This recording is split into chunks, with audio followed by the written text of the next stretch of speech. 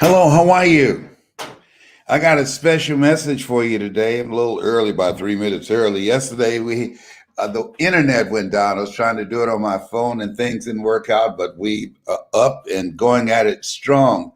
We got a very good message for you today, and a special guest. And I want you to, I want you to just like this page and share it, like it and share it to people. I think we have to get as many positive messages out here as possible. But not only that, examples of people who've really gone through some stuff. Sometimes when we think we're going through some stuff and we hear somebody else's challenge, we realize what we're dealing with is not serious at all.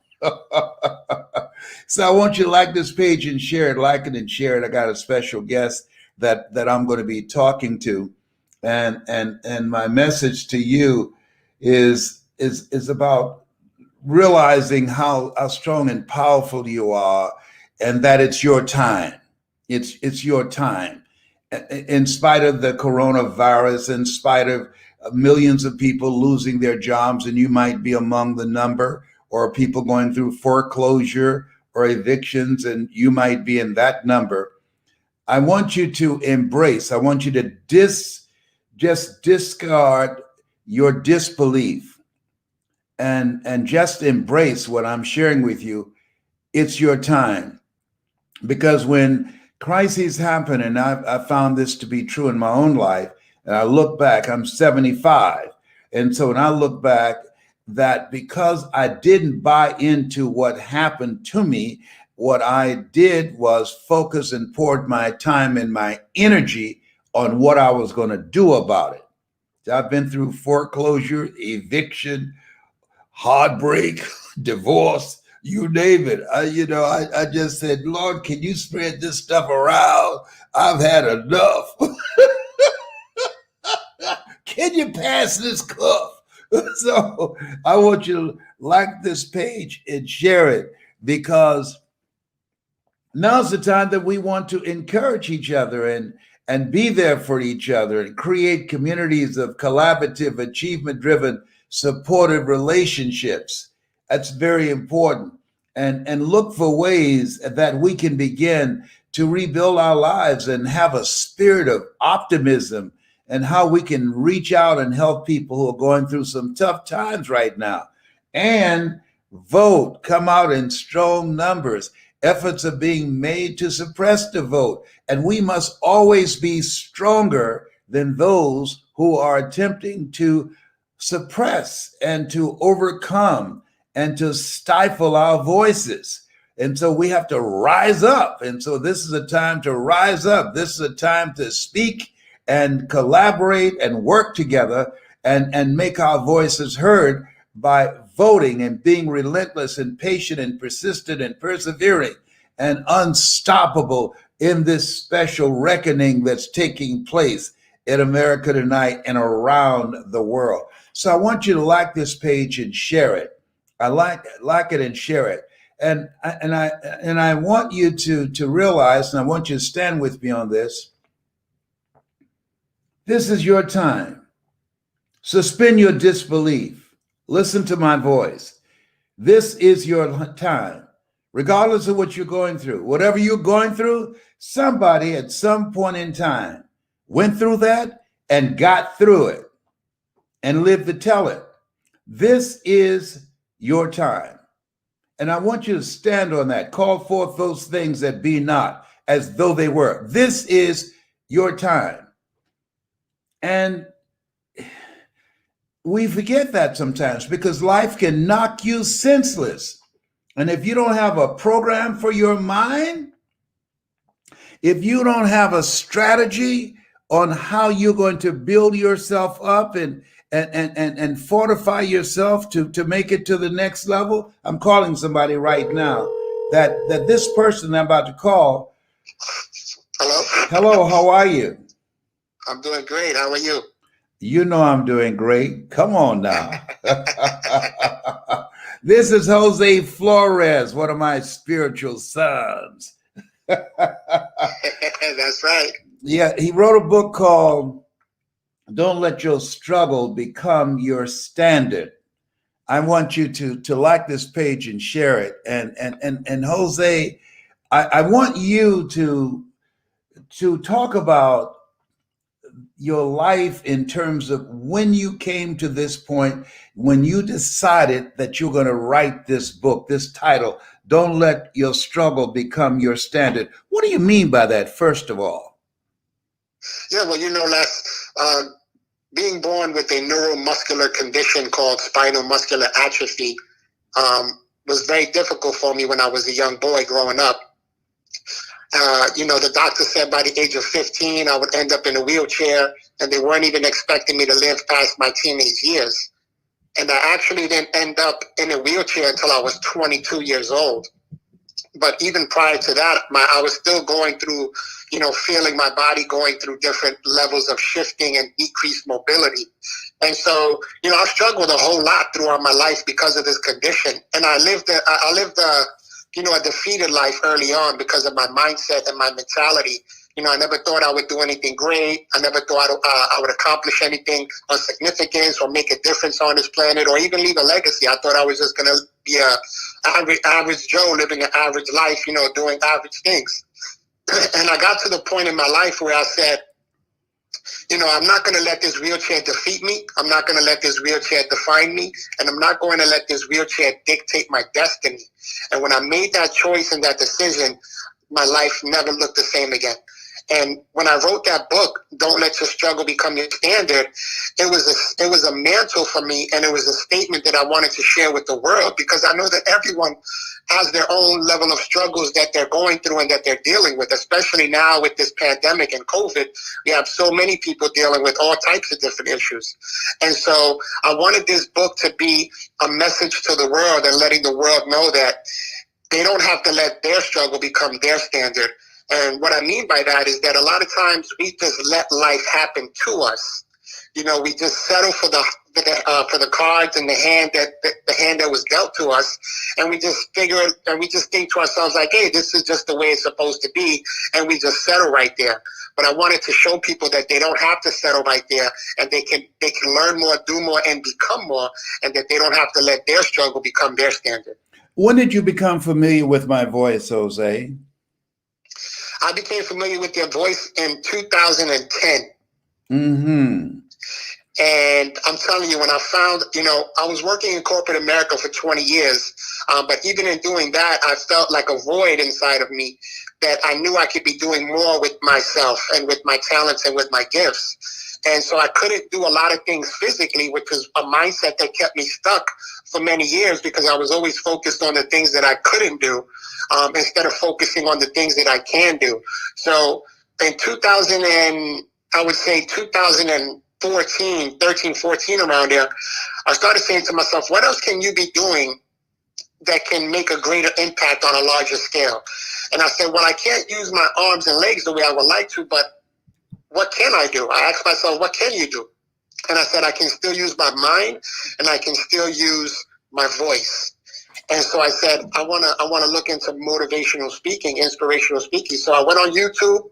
I typed in top motivational speakers, and guess who I saw? You saw me. And so where did you first hear me speak? I watched the video on YouTube of you speaking at the Georgia Dome, your most famous one ever. Yeah. And that's what captivated me, man. I saw your passion. I saw you putting in the work. You were sweating like crazy up there, but you were giving it your all, man. And that entire arena was, I felt the energy from that video, from that arena at my house while I was watching the video. And I'm telling you, it was powerful. And I said to myself, man, I want to do what this guy's doing. If he's just doing what he's doing, and he's using his voice and sharing stories and just showing his passion and his drive with people, I was like, I have a good story too. I have some powerful energy that I can share. And so I studied you like crazy, Les. I watched like literally every video on YouTube. I went to your website. I followed your social media. And then you know the story on how I wound up chasing you all up and down 95. Oh, yeah. Please tell him that story. When I came to Florida to speak. Tell him that story. Yeah. So you were on tour with the Get Motivated organization, Yeah. and you were down here in South Florida, and you were in Fort Lauderdale. So I said, "Oh man, I gotta go and meet Les."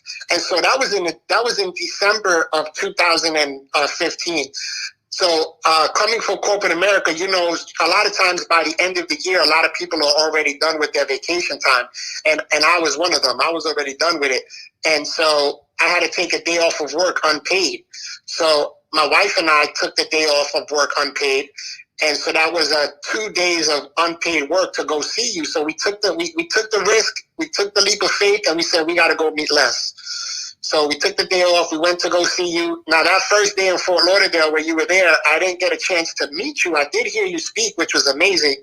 But I didn't get a chance to meet you because you had a lot of people waiting in line to take pictures with you, and people that you knew that wanted to see you. But at that event, I did meet the host of the event that you were speaking at, Mm-hmm. and he introduced me to the CEO of the organization, who wound up saying, "Hey, I heard you're an up-and-coming speaker. Are you available next week?" And I said, "Well, yeah, sure. Why? What's up?" And he said, "Well, we're on tour right now, and our next stop is next week in West Palm Beach. If you can make it, I'll give you 10 minutes to show me what you got." So I was like, "What? Absolutely." You talk about divine appointments and divine opportunities. So the next week, I had to take off, my wife and I, another 2 days of unpaid work. And you know, this is a part of chasing your dreams. Sometimes you got to take the risk. Sometimes you got to believe in yourself and take that leap of faith. So we took the next week unpaid also, which was in the same pay period. So for those of you that are listening, and you know what 4 days of unpaid work in the same pay period, you know what kind of blow that is, especially around Christmas time. But I said, man, I gotta go see my mentor. I gotta go see Les. So I went over there to West Palm Beach. And I was like thinking to myself, "Oh man, I have backstage access this time. I know I'm gonna meet my man this time." And you literally got there with just enough time to get on stage. So I went from behind backstage back to the front because I wanted to see you speak again.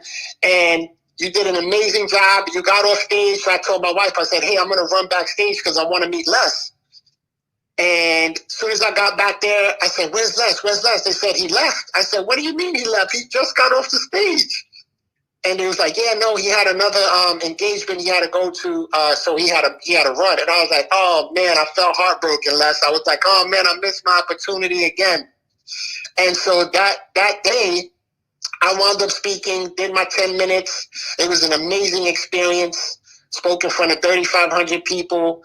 And I got a phone call from a mutual friend of ours who said, "Hey, Jose, I'm speaking at the Miami Dolphins Stadium later on today, and I got 2 additional tickets if you and your wife want to come." And I was a little heartbroken, so I was like, "Oh, man, I don't know if I'm going to be able to make it. I'm up here in West Palm Beach at another speaking engagement." And he was like, "All right, well, I'm going to leave them at the front desk for you in case you're able to make it." I said, "All right, cool, man. Thank you so much." And he said, "Hey, guess what?" I said, "What?" He said, "Guess who else is speaking with me over here?" I said, "Who?" He said, "Les Brown." I said, "Hey, buddy, I'll be there."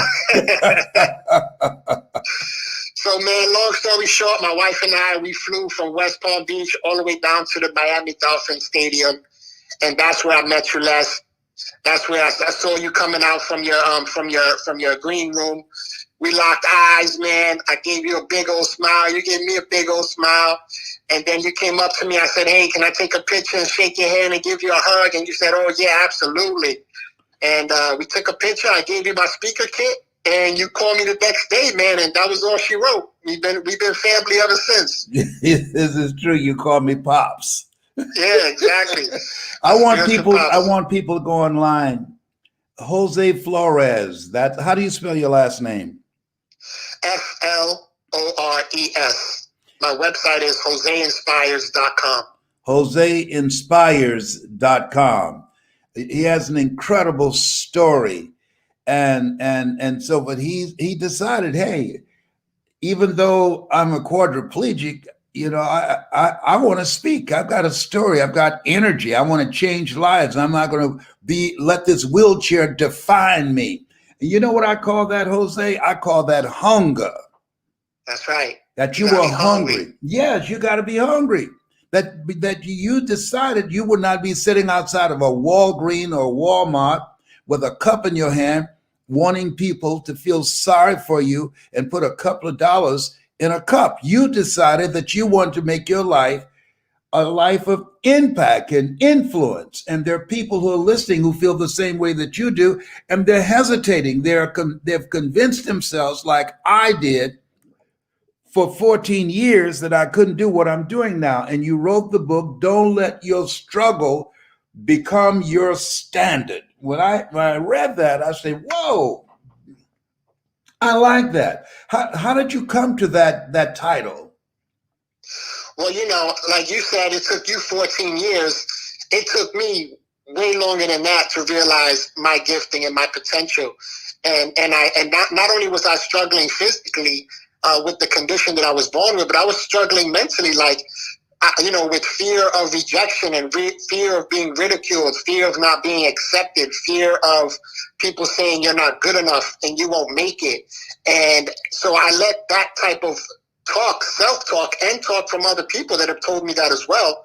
And I let that affect me, and I let that keep me in my shell and keep me in that box. And so, man, I tell you, Les, once I broke out of that shell and once I broke the walls down of the box that I was living in, I'm telling you, I never turned back, and my life has never been the same. And meeting you and just hearing your story, that's why your story resonated so much with me, because you were struggling since birth, being born in an abandoned building. You struggled since birth. Yeah. And it took you all those years for you to realize that you had something special and that you had greatness in you when somebody shared that with you. And that's why when I saw your story, it resonated so much with me, because I was like, here's another guy who's not in a wheelchair, but he still had a struggle that he had to push through and fight through. And he did everything he did to make that happen. And today he's the best. And I said, and if he can do it, then I can do it too. And so that's why, man, I had to do everything in my power to get in touch with you and to get a hold of you. But I wanted to write that book to show people, to literally show people, like, hey, here's this guy in a wheelchair who many people may think is not capable of doing much, but here he is doing great and mighty things. And if he can do it with the level of limitation that he has physically, how much more can I do with my full faculty and full movement and full capacity of my mind and having a sound mind? How much more can other people do? So I wanted to use that as a catapult for people to be able to use my story, just like you have shared with so many millions of people across the world, using your story to impact and inspire them. I said, I want to use my story to impact and inspire others as well. And not only like share my story, but show my story. I want to show my story. That's why I'm so active on social media. And that's why I put out so many videos of me going through the struggle. Like, I want people to see the struggle that I go through, and how my wife has to help me get dressed in the bed and then physically lift me up like a bear hug and put me in my wheelchair. I want to show that to people, because I want to put that into perspective for people. Like, so many people complain about their ankle or their knee or their back or their neck, and rightfully so. They may be feeling pain, but I want to show them that that's just on a small scale. Like, we have to be able to push through some of the struggles that we think are so big and push through those things. And that's why I wanted to not only share my story, but I wanted to show my story and show people how I push through on a daily basis. I remember when I was sidelined and could not stand up, could not walk. And I get this call from you. And boy, I was dealing with the pain from sciatica. Couldn't get in and out of the bathtub. I had to be bathed and couldn't get into bed by myself. Couldn't pick up my body weight. And you talked to me. And man, I tell you, you gave me so much courage. You helped me deal with my mind. I had never been in that situation where I had to rely on someone else. And how you spoke to me helped me to deal with the pain, helped me to deal with this temporary situation that I was in, where I could not stand up, I could not walk, I was in a wheelchair, but you were dealing with it permanently every day. Andrea had to pick you up out of bed and put you in the wheelchair. And here you are motivating the motivator. You say, Pops, you can do this. I said, you know what? I know you ain't calling to motivate me, and you in a wheelchair. Come on, man. That's right. Oh, man. That's been an incredible experience. We've had some great experiences together, haven't we? We sure have, Pops. We sure have. And I even remember when you were in the hospital, down here in Fort Lauderdale, because you were in so much pain. And we went and visited you. We prayed for you right there in the hospital room, and we just felt the Holy Spirit. And next thing you know, a couple of days later, you right back at it again. Yes. I thank you so much. Now tell people how they can get your book. And we're going to do an event in Fort Lauderdale, you and I together, headlining together. Oh, that's going to be awesome. Yeah. They better be ready. They better be ready. Tell them how they can, tell them about your website once again. Yeah, they can get a copy of the book. It's actually available in English and Spanish now. But they can get a copy at joseinspires.com. Again, that's joseinspires.com. And they can go ahead and get a copy of the book there in English or Spanish. That is fantastic. How's Andrea doing? Oh, she's doing phenomenal, man. I'm telling you, I wouldn't be able to do what I'm doing without her. She's the real MVP. She's the rock star. She's the glue that keeps everything together, man. And she's just an amazing individual. I love her so much because she loves me so much and unconditionally. You know, Les, my wife and I, we just finished writing a book together that we're going to be launching in first quarter of next year. It's called What Real Love Looks Like. Whoa, I love that. What real love looks like. Come on now. Yeah. And you know, again, we wanted to write the book to show other marriages and people who are engaged and even single people that are looking for that Mr. Right or that Mrs. Right. We want to show them, you know, what real love looks like. And my wife and I have been together for 20 years. We just celebrated 13 years of marriage. And she met me in a wheelchair, Les. She fell in love with me in a wheelchair. And she never complains. She's never mopey. You know, we inspire and we motivate and we encourage one another. And that's why we're thriving in our marriage. And again, that's going to be another powerful book. So be on the lookout for that next year, early next year. But, you know, she's a phenomenal speaker as well. She's an introvert, so she gets a little. You know I'm coming for her. She knows. Yeah, you gotta get her. I got her. Don't worry. You know I'm getting her. Get her, man. And she knows it. She knows it. I served her notice already. She knows I'm coming for her. She can't escape me. You talk about I think I'm not sure, but what the day that you realized that you could not stand up.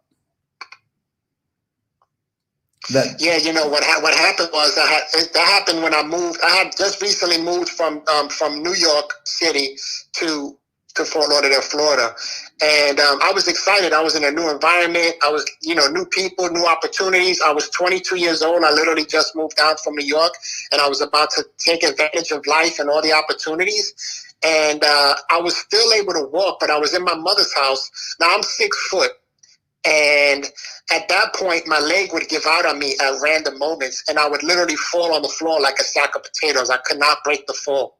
So when my leg gave out, you better watch out because it was like a big oak tree falling down, like timber, boom. And so I was in my mom's house. I remember vividly, at that point, I used to use a little electric scooter to get around because my leg would get tired quickly. But I was walking from the scooter to my mother's sofa, and within those little 5 steps, my leg gave out and I fell on the floor, Les. And my mother has tiles all over her house. And I fell on the floor straight down and I broke all the toes in my right foot. And when I tell you that was one of the most excruciating pains that I've ever felt in my life, Les, it's undescribable. And so when they try to lift me up, I'm 155 pounds dead weight. When they try to lift me up, they lifted me up a little bit, but they couldn't lift me up all the way, so they dropped me back down on my foot again. Oh. And when I tell you, Les, I was like, oh, Lord, just take me home now. Just take me home now. I couldn't deal with the pain. And so they wound up finally lifting me up, putting me on the sofa, went to the hospital. My toes were broken. You know, they can't put a cast on your toes, so you just kind of like sitting there in a boot. So I had the boot on for about 3 months. And you know what they say, when you don't use it, you lose it. And being that my condition attacks the muscles, after 3 months when my toes healed and I tried to stand up again, my leg just kept on buckling out from under me. I could not, it could not hold the weight of my body. And at that point, Les, when I realized that my ability to walk is no longer there, my heart was broken, Les, and I felt like my whole world was ending and crumbling. And here I am, 22 years old, like just turning an adult and about to go attack life and experience life. And now I'm in a dark tunnel and I feel like my life is over and there's no light at the end of the tunnel.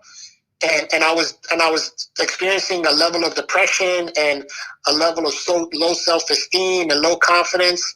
And I was like, I'm telling you, it was like one of the worst moments of my life. How did you pull yourself out of it? Well, you know, I have a loving family. My family was supportive. And also, I just thank God, man. To be honest, I thank God that he designed me from birth with already a level of mental toughness and mental resilience. But, you know, when you deal with a life-changing and life-altering experience like that, even the toughest of tough sometimes can get a little down. Yeah. But I just knew, Les, that there was something inside of me that said, you can't, even though your body's giving up on you, even though your muscles are giving up on you, you can't give up on yourself, Jose. And you got to keep pushing. You got to keep moving forward. And that desire, that strength that I carried inside of me from birth is what pushed me all these years later, Les. It's what pushed me. And I knew that I couldn't give up on myself. And that mindset is what carried me through all these years. And I'm just grateful for it, man, because, you know, to be honest with you, Les, what I've been through in my life, it could have caused the strongest of men to throw the towel in and say, I can't do this anymore. I give up. I've tried and I can't keep fighting anymore. But that inside fight of me, man, that what you like to say, that hunger that's inside of me. Yeah. And you know what it is? It's the passion that I have for other people. My main why is my wife and my children, but my other why is everybody else that's out there that's going through a struggle, that has that defeated mentality, that's gone through that tragedy, that accident, that abuse, whatever it is, and they feel defeated and they feel like giving up. That's when I want to show up for them and say, hey, listen, don't give up. You got to keep pushing. If I can do it, you can do it. And that's what fires me up every single day, because I know that there's people out there that are counting on me just like they're counting on you to show up every day for life. Listen, ladies and gentlemen, I'm talking to Jose Flores. And he's the author of the book, Don't Let Your Struggle Become Your Standard. Now, I want you to listen, because you've fired me up right now. I'm gonna speak on Don't Give Up on Yourself. Jose, I love you. And I love you too, Pops. Yep, and we're gonna do this event in Fort Lauderdale, the two of us, okay? All right. All right, I love you. Give her, I love you, the Queen, my regards. I will, Pops. You have an amazing day. I love you. Okay, I love you. Take care now. Bye All for right, now. bye-bye. Yes. Okay, JoseInspires.com. JoseInspires.com. Listen to me. Don't give up on yourself. What he said, that's major. Don't give up on yourself. He could have given up. They said, oh, you won't live long. He's now a young man who's married, who's got children, and he's pursuing his dream. He's in corporate America. They let him go because of his limitation. And he decided he wanted to speak and make a difference in other people's lives. He was born with a crippling disease, and he's in a wheelchair.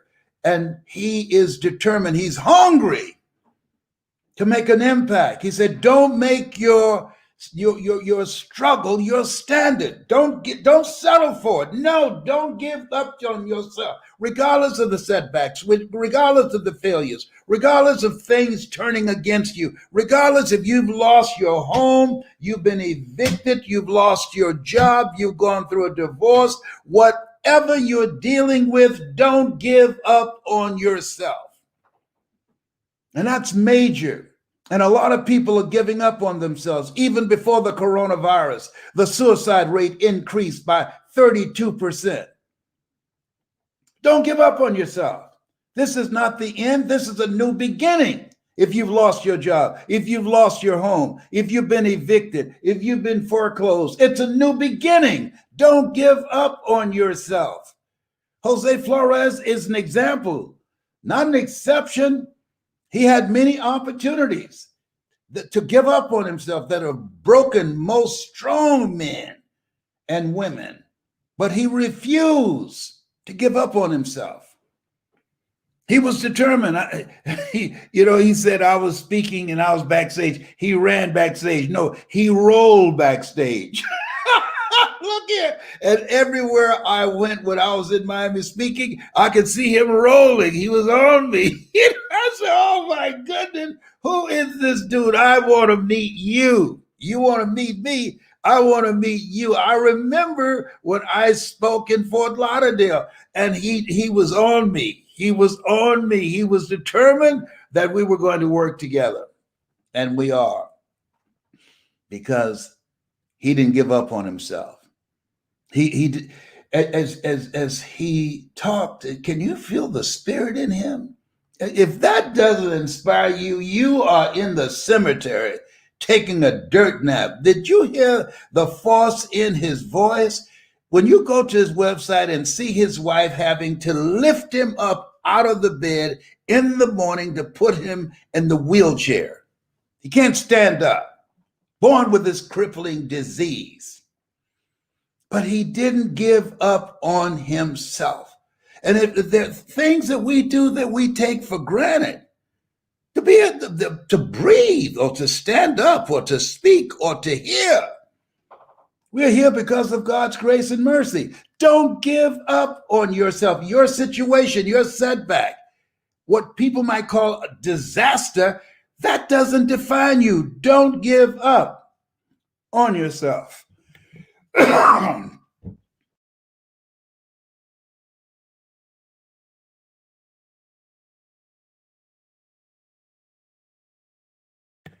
Let me do that. That's major today. People need to know that. And that's a message that people need everywhere. Not to give up on yourself. I never forget when he called me. He said, hey, Pops, understand you're dealing with sciatica pain. Yes. And you can't walk now. Yes. We need to have a conversation. I said, okay, all right. So you're going to motivate the motivator? Yes, I am. And boy, did he. Oh my goodness. Because when you all of a sudden, I've been over in the airport to pick up my luggage, and I felt a pain, and I decided, no big deal. I can overcome this and mind over matter. And I pushed up, and this sciatica pain said, Les Brown, the motivator. You don't know me like that. I'm called sciatica. You've never met me before, but you know me now. And I let out a scream. Oh my God. I'd never felt anything like that. And for several months, they were taking me from one end of the country to the other, out of the country, trying to deal with this pain, to all type of pain specialists. I couldn't sleep. I couldn't sit up. I couldn't stand up. I couldn't lay down. Any position, I was hurting. And it was debilitating. It was depressing. And he called me in the middle of the night and said, you can do this. You're going to be all right. You'll get through this. It's okay. And that meant so much to me. I said, wait a minute, he's in a wheelchair. This situation I'm dealing with, it's temporary. This is sciatica. This is not a debilitating muscular disease that he's had since birth. And he taking the time to call me the motivator, to encourage me, to motivate me, to inspire me. Whew, that meant everything to me. I cried like a little baby. That he cared enough, that he loved me enough, and he had my back. Don't give up on yourself. A lot of stuff's going to happen. And then the other thing is, he said, I want to speak. Will you help me? I said, yes. What do you want to speak about? I want to tell people, don't make your struggle become your standard. Don't settle for where you are. Don't get used to it. Don't make it normal. Don't let it become you. You've made some mistakes. You've had some experiences that weren't so good, but you don't have to stay there. Maya Angelou said that most people go so far in life and then they park. And that's the majority of people. They die at age 25 and don't get buried until they're 65. They park. They don't have any goals and dreams they're reaching for. They park. Life slapped the hell out of them and they park. And they begin to believe that they can't make it. They have some failures and they have some setbacks and they park. Somebody ripped them off or take advantage of them and they have to go bankrupt and they lose everything they have materialistically and then they park. No. No. I've been parked before, and I didn't even have my emergency lights on because I didn't want anybody to stop and say, hey, are you out of gas? I got a can in the trunk. I can help you get some gas. No. I got gas. Well, do you need a jump? I got some cables. I can help you get started again. No, just leave me alone. I parked. I'd gone through some stuff. Divorced from someone that I love very much. My mother died. My best friend died waiting on a liver transplant. I was diagnosed with prostate cancer. I parked. I just felt overwhelmed. I was embarrassed when my talk show was canceled. I parked. I said, oh God, what else is going to happen? And fortunately, because of friends, fortunately, because of my youngest son, John Leslie, Daddy, yes, came in my room. Are you going to die? John Leslie, everybody's son is going to die. No, Dad. Are you going to die from this cancer? Are you going to fight? Why are you asking me this, John Leslie? Why are you asking me this? Because you're in this room and the shades are down. You're not playing motivational things that you usually listen to. It's quiet in here. You're not the bubbly personality that you've been. Where is my father? Where is he? Where are you? I'm here, John Leslie. Why aren't you fighting? I'm going to fight. I'm going to fight. Good. What are you doing? I'm letting the shades up. Come out the room. Please, come out. I'm not bringing any food in the room to you. Come out and eat with us. Okay. I was having a moment. All of us have our moments in the Garden of Gethsemane. All of us have moments when we need someone to pray with us. All of have moments that we need someone to challenge us. All of us have moments when we need someone to say, don't give up on yourself. That's why I'm so passionate about this. People wonder. There's speakers who run circles around me when it comes to making money. They've run circles, and I've made some money, but not on the level that many of them have. My focus, I speak to change lives. They speak to sell. I speak to change lives. Why? Because somebody like a Jose, somebody like my mother, somebody like Leroy Washington, somebody said, don't give up on yourself. Somebody's opinion of you does not have to become your reality. And that meant all the world to me. And I said, I want to do that. I want to be that for other people. I want to do that. I want to speak and have people pay attention and make them laugh and make them feel good and let them know it's not over until you win. Don't give up on yourself. Me and Jose, we got to do that together. That's our book. Flesh and blood that revealed that to you, but my heavenly Father, which art in heaven. Oh yeah, this thing, life, it's rough, but don't give up on yourself. It's tough. It's painful. Yes, it is. Yes, it is. That's why we're told, think it not strange that you face the fiery furnaces of this world. You will, not you might. Did you say you will? Yeah, you might? No. Possibly? No. You will face tribulations. Stuff's going to happen to you and people that you care about. But don't give up on yourself. Don't give up on yourself.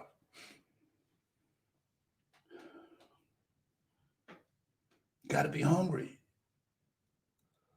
He was hungry to meet me. He was hungry to work with me. He was unstoppable. I talk with people who just have given up on themselves. Les Brown, I like to be a motivational speaker. I say, is that right? But I can't afford it. I say, is that right? Yeah, okay. What if I told you for the same amount of money I'd get you a McDonald's franchise? Do you think you can come up with money? Oh, yeah. Mm-hmm. Yeah. Most people buy what they want and beg for what they need. Don't give up on yourself. Don't give up on yourself. Don't give up on your voice, your story, your hunger to live an exceptional life. No. Rob the cemetery of your voice, of your story. Jose's in a wheelchair.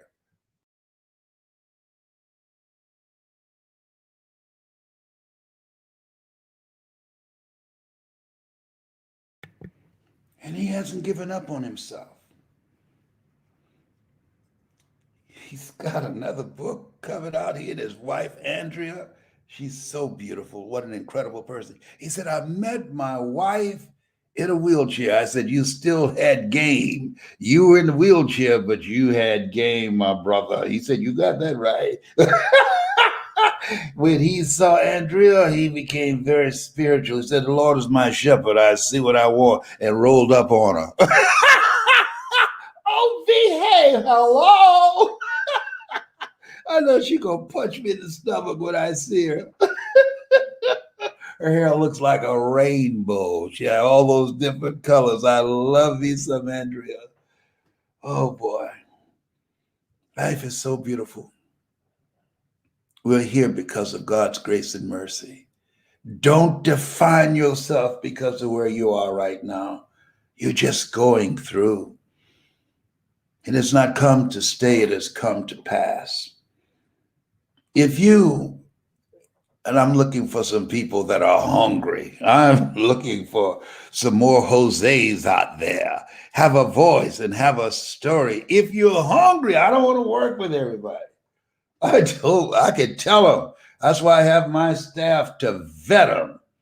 You can have all the talent in the world, but if you're not hungry in this day and age where we are, do you see what's going on? If you're going to make it today, you got to be hungry. Number one, you have to have exceptional skills in your communication skills. Number two, and you need to be in a community of collaborative, achievement-driven, supportive relationships. Do you see what's going on now? You got to be hungry to make it, to overcome the odds, to overcome the systems that are designed to hold you down, to destroy your sense of self, to marginalize you. And then you got some crazies out there co-signing it. Arrogance and ignorance is something I have no stomach for. Young people who have no idea the price that has been paid for us to be here. They have no idea and sell out in a heartbeat. Think because they have some money. Oh, that makes them all that. People like Sidney Poitier and Harry Belafonte, they sacrificed their careers for the civil rights movement. unknown individuals that we'll never know their names, went to jail, beaten, water hosed for a better life.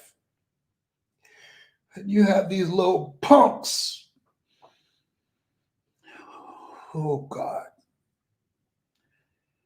Oh God.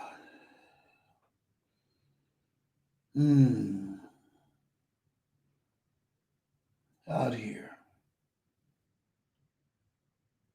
And I blame myself because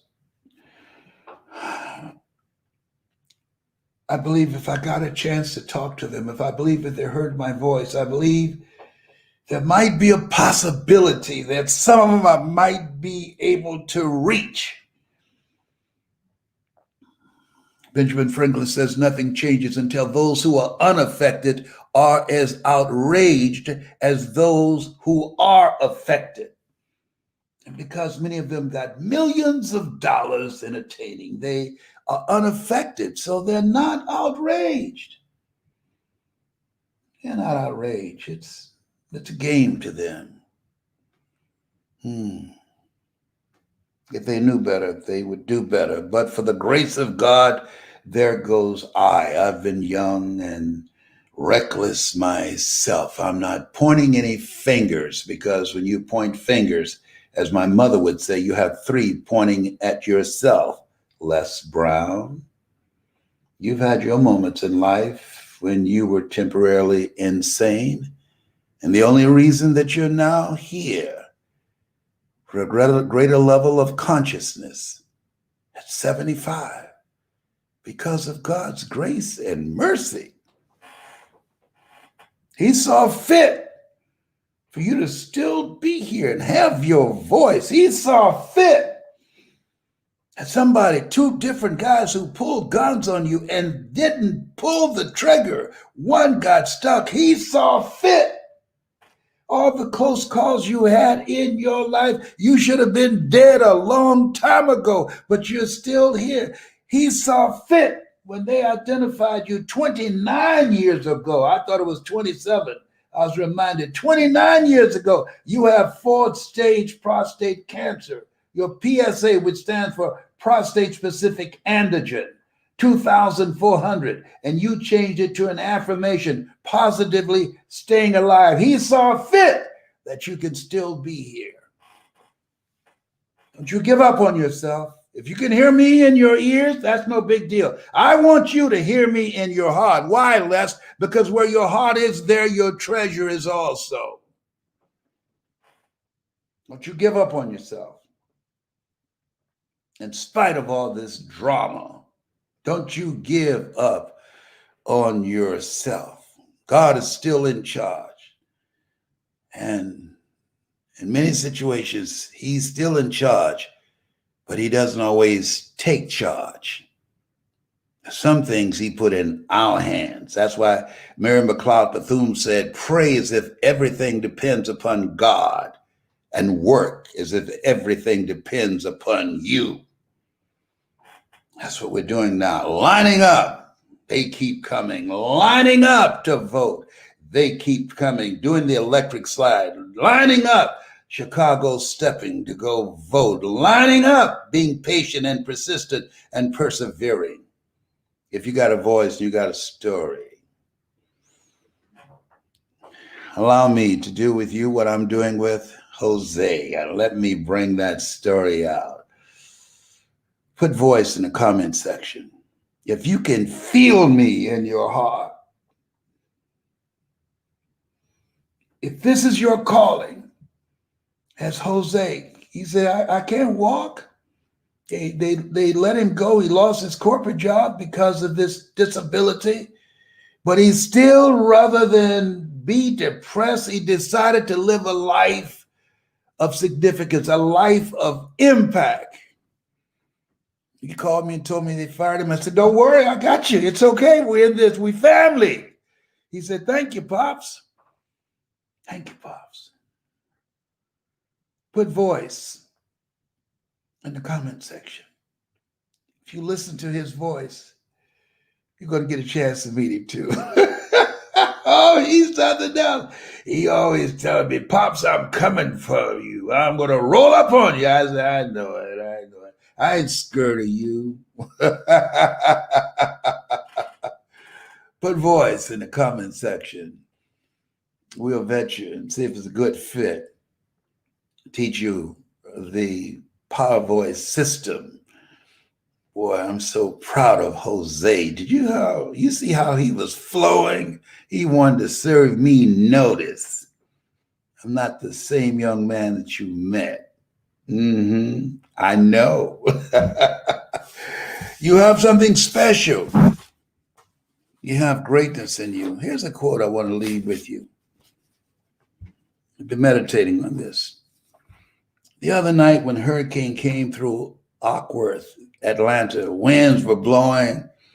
The lights went out at 4 o'clock in the morning. Lights came back on later in the day. But here's what happened for me. When the sun came out, because it was a long time coming, I was used to it being earlier, I said, yes, yes. I was so thankful. I remember being in London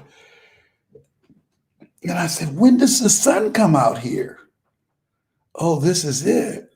What? You gotta be, yeah, this is dreary. We don't have much sunlight here. You gotta be kidding me. I was in Hong Kong and smog so thick you couldn't see the sun. I said, hey, I want to see some sun. I'm from Florida, the sunshine state. Where's the sun? Oh, this is it. Wow. Stuff we take for granted. I was so happy to see the sun. When the winds died down from the hurricane Zarita, I was so happy to see the sun. The trees had fallen down and fallen all in the streets, and people had to go different routes to get home, fell on some houses, but fortunately, because of Tyrone, he held some of the trees up. They were leaning and about to snap, and Tyrone is very strong. He got real big muscle. He pushed those trees back up. I didn't have Superman. He said, you don't need Superman. You got me. These trees ain't going to hit this house. Think I care anything about Zarita? I'm Tyrone. Tyrone is a squirrel he's my friend. He's got my back. So put voice in the comment section and I'll help you with your story and help you learn how to deliver a story and tell a story and make a difference, advance your career.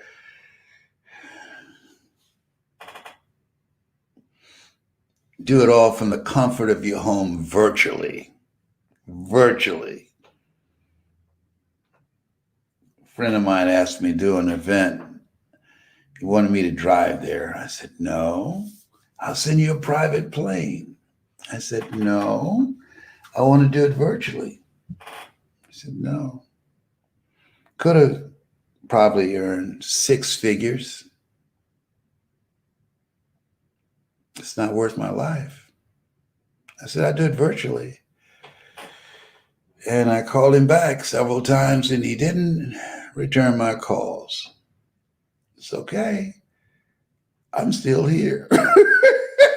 I'm not going to give up on myself. Somebody going to say, you know what?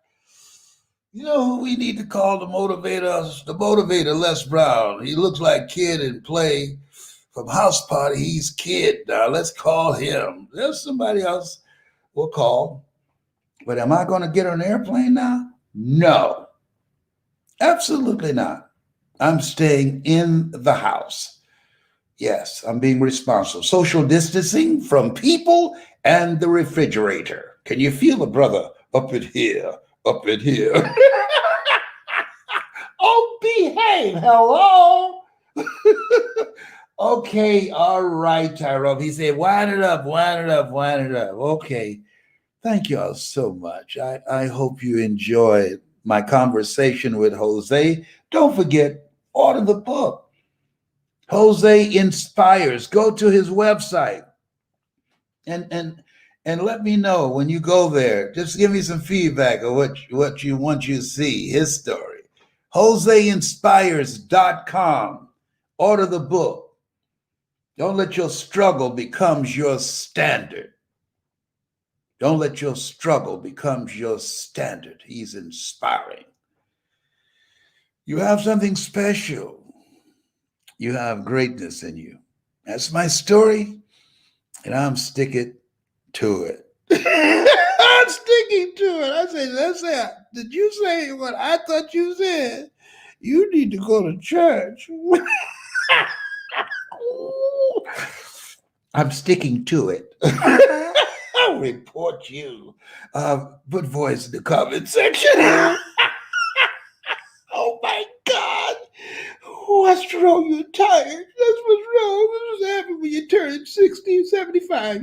See, I told you something wrong. You stay up too late at night. Okay.